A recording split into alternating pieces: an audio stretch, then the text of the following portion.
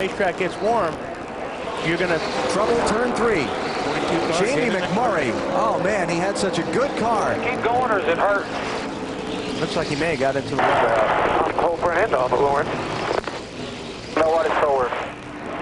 And the caution is out 15 laps into the race. All right, here we are on board. Looks like he may have had a tire go down to BP. Went up that racetrack pretty quick. Yeah, went to the corner of the right front tire. We're done now. One of our stat guys just told me he just lost. Keep going, or is it hurt? The 10 spots in the last lap or so. So he realized the tire was going down, but. Yeah, that's definitely a tire down. He was trying to ride it out, hoping for the caution, and he was the caution. That usually happens. Boy, big break for Dale Earnhardt Jr. because he dropped back to 38. Now he'll make a pit stop, make some adjustments. One finish outside of the top 20 today, battling a tight race car from the get-go. Another track bar adjustment. Todd Bodine and Kenny Wallace. Bodine's car is pitched up in the air. Still tired. A heavy crash. Wow.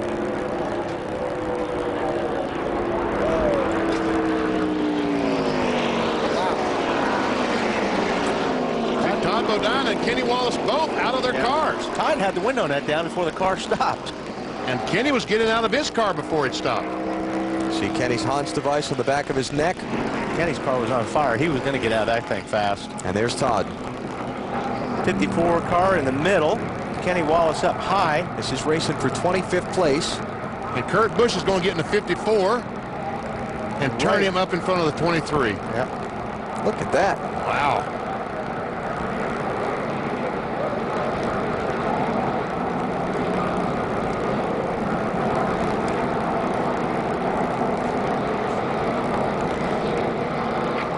And all that fire is coming from Kenny Wallace's car. Yes. Yeah, the Todd Bodine was right down on the 97 car. Heavy contact with that big left hit. side. Yeah, the left front wheel got ripped right off the car. Now watch if we keep watching this thing, watch the window net on Todd Bodine's car. Watch Kenny. Kenny drops his right here. Yeah, he drops his, and then Todd drops his too while he's still on top of Kenny. To keep following this, I believe Kenny was out of his car before his car stopped. He was trying to get out.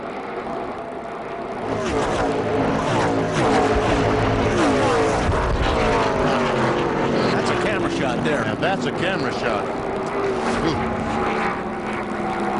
Now that is an unmanned camera, so you know that's a camera that operates on a robot, so there wasn't anybody standing behind that. Once again, the 54 car goes right down next to Kurt Busch. Now, whether or not there's contact or not there, I don't know. There's definitely contact. Looks like there is. Yeah.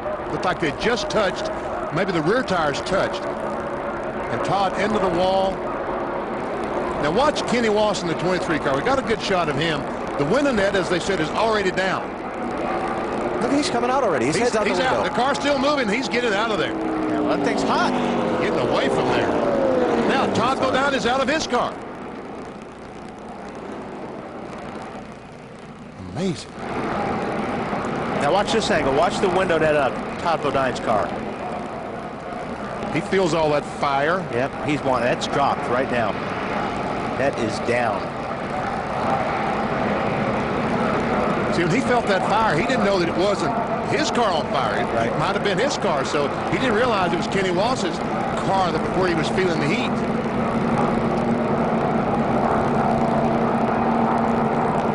He was feeling that heat, too. Yeah, he was feeling that heat. He was like Kenny. He was getting out of there quick. Look, they're bailing out of the cars, and there's still another car coming down the track.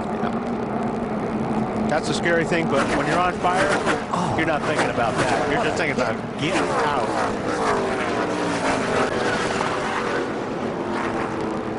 That was an unbelievable hit. That was one of the hardest I've seen in a long time. To feel the there way goes they the wheel. feel.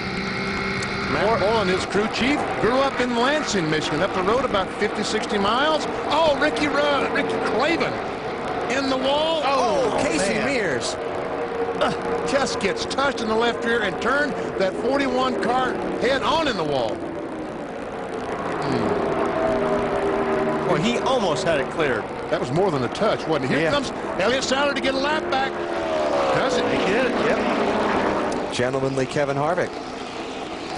So Ricky Craven getting up into the marbles and into the turn 2 wall, and then Casey Mears trying to take the high line around the crash, and there just wasn't a big enough gap. You know, just the lap before I saw Ricky in 3 and 4, and he was right up against that wall. I don't know if that was the line he was running or if he was having a problem, but he may have just got a little bit too high. Bounced off the wall, got the marbles there is what it looked like. Jumped the cushion. A dirt track phrase. Just couldn't hold on to it. Then he kind of coming off the wall. Then he turned back. Oh, man. It launched that 41 car, didn't it? Yeah. Watch him launch that 41 right into the wall. See that right front. Bang. The right front wheel was turned to the right, so it looked like he may have bent something in the steering.